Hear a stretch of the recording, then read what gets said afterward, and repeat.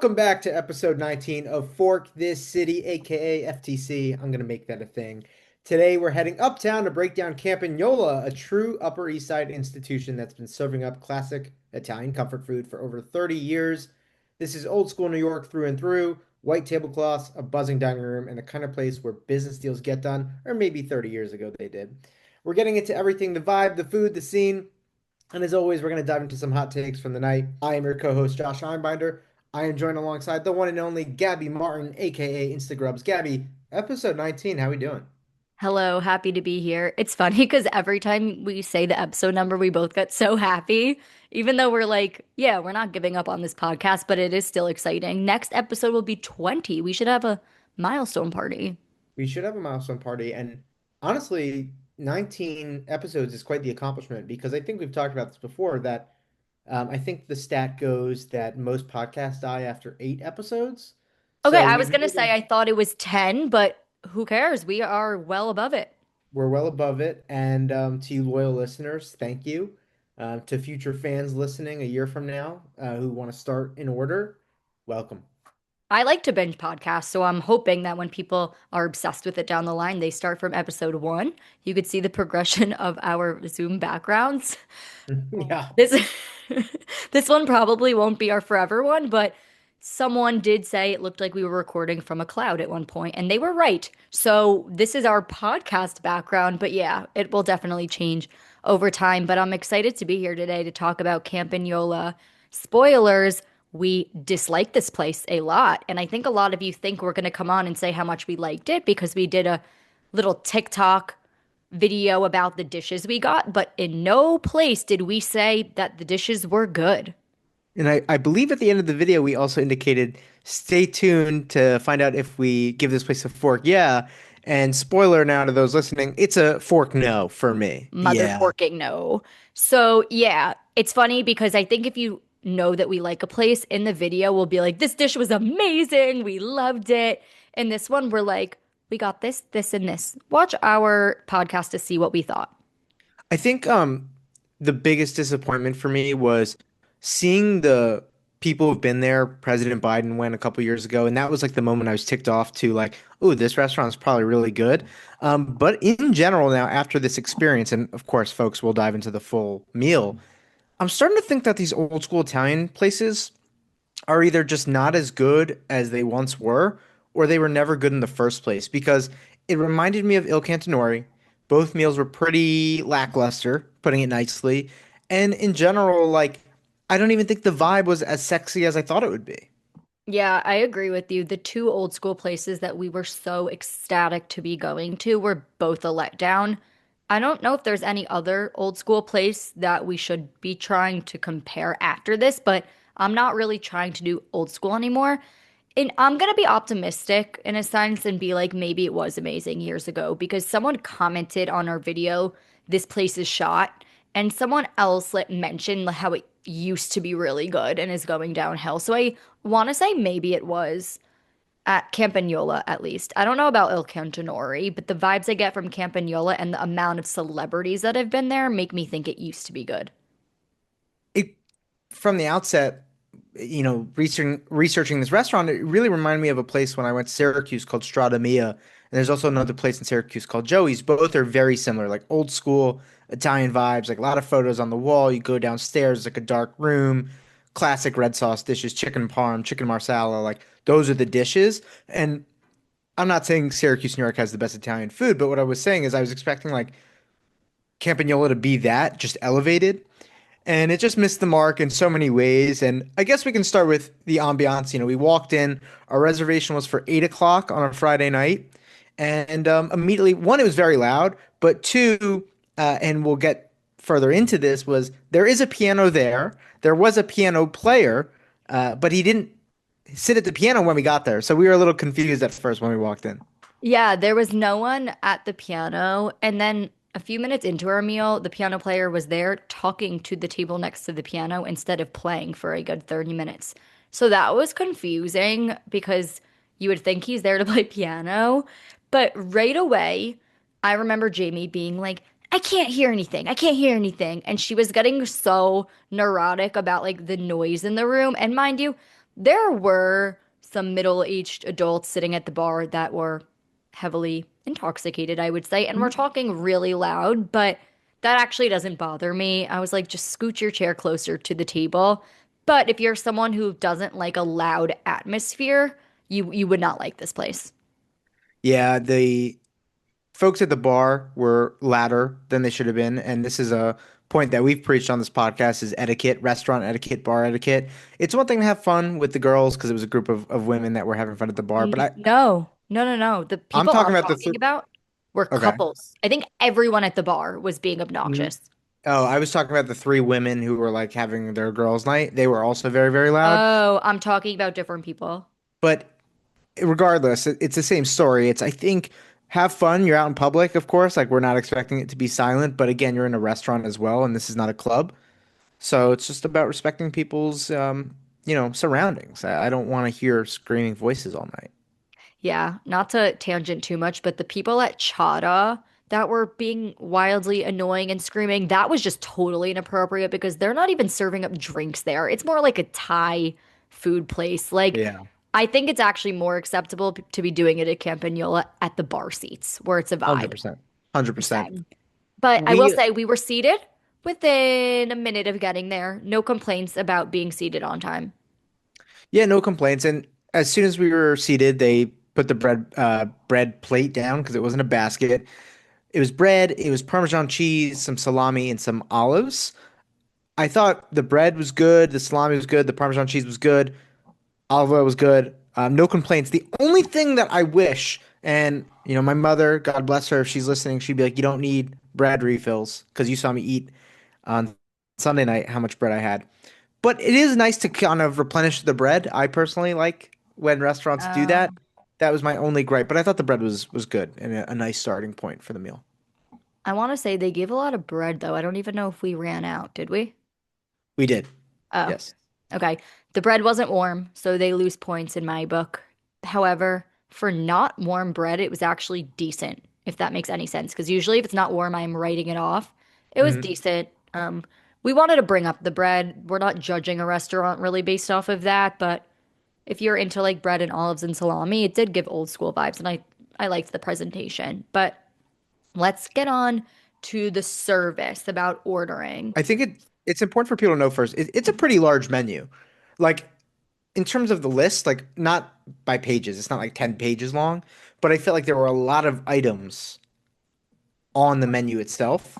And it was a lot to digest. But yes, getting into the service, it was weird to start. Yeah, like I don't know if he was just mean or just like a more of a cold temper. He just seemed very confused about things. Like we asked him, so everyone knows if you look on social media, the pasta sampler is what everyone gets. And like a normal person, we said which pastas come in the pasta sampler because half of us thought you get to choose the pastas that come in the sampler, whichever three from the menu. The other half of us thought, oh, it's a set amount of pastas. So I think Josh asked him, and how did he reply? I don't really remember how he replied, but I know he was like perplexed as to why we were asking him what pastas came in the sampler. It was almost as if he either couldn't believe we were asking or we should have already known what pastas were in the sampler. But on Belly, many people get the pasta sampler. Some of them are different. Right. And two, the pasta sampler is not on the menu. So it's not like it lists like here are the three pastas you get with the pasta sampler. You're so right. And some of them on Belly had four pastas instead of three. So I'm really confused actually now that I think about it. But he was like, no, it's just these three. And then we also asked him about like the portion because when we go to restaurants, we usually like to order a bunch of things and share. Like, we're not each getting a dish, which we're going to actually talk about in a second. But we wanted to make sure if we got the sampler between four people, would everyone get a few bites of like each pasta? Boy, were we wrong. We're not going to get into that until we review the food, but we kept saying like, is it a lot? How much is it? And he was like not understanding what we were asking when we were explaining how we were trying to share and make sure everyone got some. He was like, app or entree? And we were like, what do you mean? does the pasta sampler come in apper entree size? Like he Hmm. was like apper entree, and it there was like a miscommunication somewhere along there, and we said forget it. We're just gonna get one of them in the entree size. So whatever we got, that's what we asked for.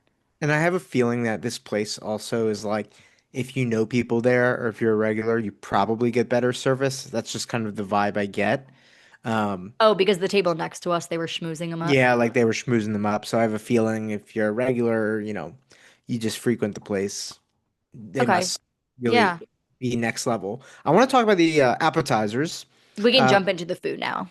we started with the baked clams, and we also got the mixed salad, which was basically like tomatoes, cucumbers, um, onions were in it, olives, I think, were in it. What did you think about the baked clams? So I love baked clams, and shout out to Josh for trying a baked clam. I really had to get him to do it. I think when I said for the pod, you have to be able to like try it if you're going to have an opinion. The baked clams were solid. Coming from a baked clam person, will I go back there just for the baked clams? Absolutely not. But they were really good actually. I had nothing to compare it to, but I thought it was good. And I would have had a second, but because like I'm not like the biggest clams person in the world, I was like everyone else at the table can have There one. wasn't enough for everyone to have two, so thank you for Yeah. that. But it was good. I like the breadcrumbs at the top. It wasn't fishy at all, which concerns me whenever I have a lot of seafood that isn't like octopus or sometimes I'll have like tuna. But Honestly, the baked clams were my favorite thing on the menu for the night that we got. yeah, as like a main dish, I would agree with that. Yes, yes. That's an appetizer. I mean, like of all the dishes, because I thought the dessert was very good. But Oh, I'm saying of all the dishes, yes, it's yes, I between the meant like baked the clams or the mains. dessert. We'll Yeah, get yeah, to yeah. that. What did Yes, you yes. think of the mixed salad? I thought the mixed salad was good. I actually thought it would have been better if it was like not at Campagnola. Like if I got grilled chicken with it and I had Oh, it like as a work lunch one day. Nothing wrong with it. You can get that salad almost anywhere. So like I didn't feel like there was a uniqueness to it, but it was enjoyable. It was fresh I and have some opinions. did the job. Yeah, let's hear it. I think it was basically an Israeli salad Hmm. with lettuce, though. So it was like basically just lettuce, tomato, and cucumber. I don't recall anything else really being in it. I would say the salad was 98% tomato, 2% everything else. Mm. I'm just not the biggest tomato girl. I don't not eat it, but I'm not ordering extra tomato on absolutely anything. So a little too tomato heavy. If they want to take some advice from me, which I don't know if they do, they need to do a traditional Italian chopped salad. So if you Mm. go to, I'm thinking of like places in Boca because they just have my favorite ones in Florida. It's like lettuce, tomato, cucumber, onion, Parmesan cheese, chopped up meats. That's the type of salad they should be serving. Mm. So I think if they added those tweaks, it would really elevate it. So just a little less tomato, a little more cheese and meat, and a little more lettuce. And I think you have a very solid salad. But yeah, the salad wasn't bad by any means. I would say for anyone who's thinking about going to Campagnola, regardless Don't. of if you don't go because of our review, you can skip out on the salad. I think Oh, you're better off 100%. Try getting something another else. another dish. Yeah. I want to talk about the mains because these are the most important things. And I want to start with the pasta sampler because I would say this is probably the most bellied and Instagrammed dish that they have. It wasn't good, and the portion was pathetic, like Oh my so gosh. small. I get it. By the way, for people listening, I understand it's a sampler. I understand that. But a sampler to me is like a few bites per person. Why was the Yeah. ravioli? Was it ravioli or We gnocchi? got two, I'm not even kidding because I was trying to ration it so I wasn't being rude. We got like two noodles of each pasta each. So like Yeah. eight noodles. If we're being really generous, maybe 10 of each pasta. That's not enough, I don't think. No, no. Even the Il Cantonori sampler was more than this. And that was bad too. So you want to know Yeah, what that was we're really bad. learning? Never get a pasta sampler. I kind of think they're scams. I actually fully agree with you. I think pasta samplers are just for like social media, And but they get they're me every not. time. They're not a practical dish. And I actually, after Friday night's meal, I will never get one again because it's like I don't even care about trying all the pastas at this point because every pasta sample I've ever had is hot garbage. Have you only had two of them? Um, Probably, but they were both hot Ugh. garbage. So the problem is I had one good one on my 21st birthday. Mind you, I'm 28. and it was when like gnocchi was a very big trend. And I forget where it was. It was maybe in East Village, like Avenue B, if I really were to guess right now. And it was Hmm. three different gnocchis, and it was amazing. So I always thought I liked samplers. That was the only good one I've ever had. I had one in Boston that was bad, and then the two in New York City that we've talked about now on this podcast. And now that I'm thinking about it, how do you think they make the sampler? Because do you think they're only making a few noodles, or are they stealing it from a larger dish No, and but just I putting think like three noodles on the plate? well, for both Il Cantonore and Campagnola, what I noticed is the pasta didn't taste very fresh. And my gut feeling says that if you order just like the ravioli on its own, they'll make it fresh for you. If you want the sampler, I think they have like a vat of these different kinds of pastas and they just grab it from it. So it's possible they made our pasta sampler like the different versions of the pasta a couple hours ago and it just sits there in a warming drawer. Well, you see them heating up the sampler. So there's actually a stove like in the middle of the restaurant where you Hmm. see them heating up pasta. I'm wondering if it's like the leftovers and they're heating it to then serve it to you. Yeah, it was. Oh, that was so disappointing. It was What sad. It was so sad. I'll flash a photo on the screen for social. It was so sad. what pastas were in it? It was like arrabbiata, which was like a penne red sauce. That was the best one, in my Yes. opinion, of the sampler. It was It just like was penne with red sauce. the gnocchi, the pesto gnocchi, Oh, oh, that was really bad. and the ravioli. I also did not. I actually, the only one I was able to tolerate was the red sauce one, the first one. So I'm looking at the photo right now. The ravioli was four pieces, so that's one for every person there. The gnocchi looks like it was about 10 pieces, Mhm. so it's like two and some change for I each gave you mine person. because I didn't like it. I don't think we were fighting over those though. No, and the red sauce looks like it was about 10 as well. And Such a sad noodles. photo. It's such a sad photo. Pasta, how many times have I said this on the podcast? Pasta is cheap.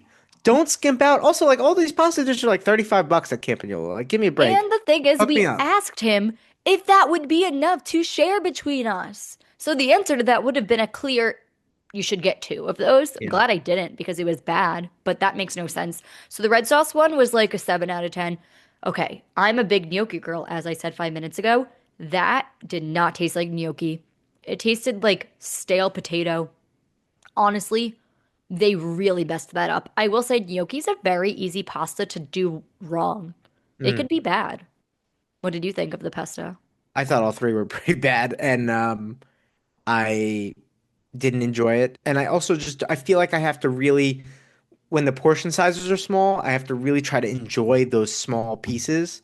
And it makes it harder to enjoy it because I'm like thinking about it for the podcast, I'm thinking about it for my belly review, and then I swallow it and I'm like, I didn't even enjoy it. Well, So it's very sad. I don't have a response to that. But I will I say, yeah, I don't like ravioli to begin with. So don't take my word for it. It wasn't red sauce. What sauce was it? If you look at the which one? picture, The ravioli was like a like clear.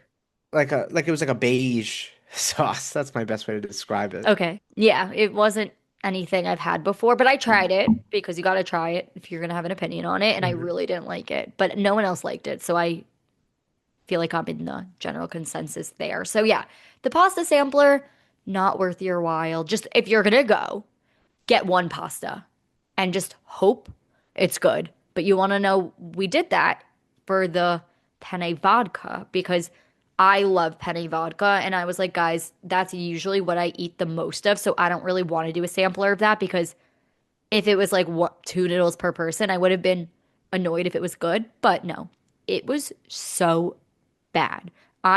You share your opinion first, actually, because I'm more of the vodka obsessor. Yeah, it was mid. It was fine. Like I didn't think it was good. That's not me saying it was good. Like it was whatever. It tasted a little weird. Like there It was like, didn't taste like vodka sauce. but I don't know if they're known for like a weirder, like more off-brand taste, but I don't wasn't think so. it just wasn't my favorite, and I wouldn't get that again if I ever went back there. The only off-brand taste of vodka sauce should be spicy vodka sauce, which everyone loves. Hmm. Okay, so the problem was, I think what they do is they put like a very tasteless Alfredo sauce on penne. They put a little bit of reddish pink food coloring, and they call it penne vodka. Because as the penne vodka connoisseur, that was not penne vodka. It just tasted like straight up cream. There was Mm. no hint of tomato, no garlic, no salt, but it was completely lacking flavor. And it was just really upsetting to me. Yeah, they missed the mark on that one. And I feel like, especially in 2026, you have to have a good spicy vodka. I mean, you have It you doesn't know. have to be spicy. I think theirs is It regular. could just be a good vodka sauce pasta, yeah. And that kind of segues nicely into the chicken parm because I felt the same way. I didn't think the chicken parm was that flavorful. I also just a terrible thing to complain about. I didn't like that they cut it before I could get my photos of it. Shout out to Carbone. A future episode of Carbone, they get it. They put the veal parm down. You take your photos, then they cut it. They're So shout very out. mindful there, though. That is not Yes. usually how service Yeah. works. But again, with the chicken parm, first of all, it's probably a portion size for two. Okay, because for four people, it's cut into like little squares, Oh, I and was okay it with was that. just yeah. It was such a small portion, and it was another disappointing dish. I don't know what you thought, but I thought it was whatever. Very meh. Not that great. I wish Yeah, it had a lot more sauce on it too. I which like a I think is saucy one. which is really the definition of the meal. We also got the potato campagnola on the side. It was basically a potato pancake, a latke. Um, I didn't eat that. it was a weird combo because like that, it was literally a latke, and I was like, why am I eating a latke with chicken parm? It was good, and I liked it. It was crispy, it was potatoy, whatever. But don't get that if you're listening. Just avoid that Why did dish. I think you liked it? I feel like you've had a change No, of heart. I enjoyed it because it reminded me of a latke, Oh, but it didn't fit within the meal. I see. Yeah, I Yeah. didn't try that. I don't want to get into my oil intolerance. I've mentioned it Mm, on maybe episode 2. mm. So, yeah. Overall, it's a Campagnola. Did you get it? Campagnola. Campagnola. Don't go. I that was way Campagnola. funnier in my head, but It's okay. whatever. It happens to the best of And us. then lastly, we got the tiramisu. I'm gonna say I really liked it. Did it Good. change my life? No, but I think we were so upset by how bad the meal was, we inhaled that tiramisu because no one was full. It was good. It wasn't overpowdered like the one at Il Cantonore where they try to kill all four of us. Yeah. I'm really disappointed with that dinner. I feel like I wasted my Friday night there when we could have gone somewhere better. But you listen, we went there to help you people, right? We're telling you, don't go there, find another place to go. And we're doing our civic duty. Yeah, I feel like we're doing investigative journalism by going to these places in person so that you don't waste your time or your money. Overall, I will say was not too expensive if we're going to talk about finances in a sense. Like it was not over $100. And I Mhm. think in New York City, when meals are over 100 and they're bad, it makes me very upset. It was under 100. I don't really remember how much it was. But It was 74 per person. yeah, but there was out we actually got wine. So I actually don't think it was a ripoff like other Yeah. places I've been Yeah. to. Like Il Cantonori was over 100 and that was really upsetting. Yeah. Also, the service there was horrendous. The way they dropped like five things by my feet. So So funny. that Yeah. was And really then bad. there is a free cookie plate that comes with dessert. I think Jamie said it was not good, but if you're into that, they have it, just so It you know. wasn't good. I did try the cookie. It wasn't good. Oh, yeah, not shocking. But by the end of the night, the piano player was playing. The best part of the meal was actually, I remember like after we paid, we just sat and talked for an hour and enjoyed the ambiance. I think Yeah. that was my favorite part of the meal. I'd agree. I would agree. I think the Upper East Side, especially like that area, First Ave, is just not going to be known for their food. Yeah. Um, and that's unfortunate. But I do want to try, there's another place I want to try, similar to Campagnola, it's Scagnolatella, that place. That's Stanley Tucci's favorite Italian restaurant, and it gives the exact same vibes as Campagnola, like old school, I red think we need to sauce. take a break from old school Italian. We got to review other types of food. But speaking of tiramisu, I'm going to now tell a story that I like to tell because oftentimes on this podcast, we like to talk about hygiene and like people being like inconsiderate and just like kind of gross in general. For Mhm. example, someone clipping their nails on the subway, people belching. What people today, someone blasting rap music my entire 25-minute subway ride to work. Okay. The story's kind of along those lines. So I went to Carmine's years ago. And if you don't know what Carmine's is, they have one in New York City, actually. It's family style Italian. Have you been there Uh, before? yes, it's a chain. Yeah, it That's is a important chain. to note. That's important to note for the people. Yeah, it's actually very decent food in a sense. It's not anything special, but it's better than Campagnola. And everything there is very oversized, which makes me upset because there's a lot of food waste that goes into it. They do not allow half portions, which I know we've talked about. There's a place you like that has half portions. And basically, the table next to me orders the tiramisu. I am going to ballpark the tiramisu is $40 because of the size. Wow. So this couple eats their tiramisu and they barely make a dent, as two people would in this huge family style tiramisu. So then they look at the table next to them and they were like, guys, like, don't waste your money on dessert. Like, take our tiramisu. So I watch this table give it to the other table. And then they look at me and they go, you guys, the people who then had it, go, you can have it next. We're going to eat from this corner. So, like, they ate from this corner. We're going to eat from this corner. You got this corner. So I was like, okay, I've never seen this happen before. I had a glass of wine. I was like, okay. So the second couple ate the tiramisu. I will say, like, very cleanly stuck to one side of it, handed it over to my table, where we proceed to eat from the third corner. What do you think we did next? I looked at the table next to me and go, hey, do you guys want tiramisu? They said yes. The waiter then walks by and goes, I've never seen this happen before. He should That's have because just that's said, you guys disgusting. can't do that. I know. He should have said, you guys can't do that. Like, you're not allowed to do that. So, you want to know what? This $40 tiramisu was completely shared. And I just think it's a really funny story because would I do that now? Maybe. But I think it's hilarious. And I was probably like 23. It takes a lot for me to have to want to share like someone's like fork or I don't even like touching people's plates. Like when you're, it's very new to me where you're like, you can take this, and I'm like, okay, I will. And this is, I've known you now for almost 2 years, and now I feel comfortable doing that. But like, I don't like, growing up, I did not like doing that with Jamie. Like if Jamie had something on her plate, I'd be like, "Ugh," like I'm good. Would you I think share a that's straw with someone else? just Jillian. Okay. Well, I would hope you would share a straw with your girlfriend. Yeah, but that's it. Like I'm not gonna. I just like I don't really like. You know too much about me behind the scenes, but Way too much from this podcast. for the people on air, that's disgusting to me. Like to share a tiramisu. I don't know where your mouth has been. I don't know where you've been. This is why diseases spread. Okay, You want to know Larry. what? I did not get sick after this trip, so I don't know what Well, to you know tell your you. body does need germs, so maybe they were like good germs, but um, that's gross, and that's a big fork no for me. I would, and you know I love dessert, but if I someone's like, "Hey, I know. want this tiramisu," I'd be like, "I'm gonna Oh, pass."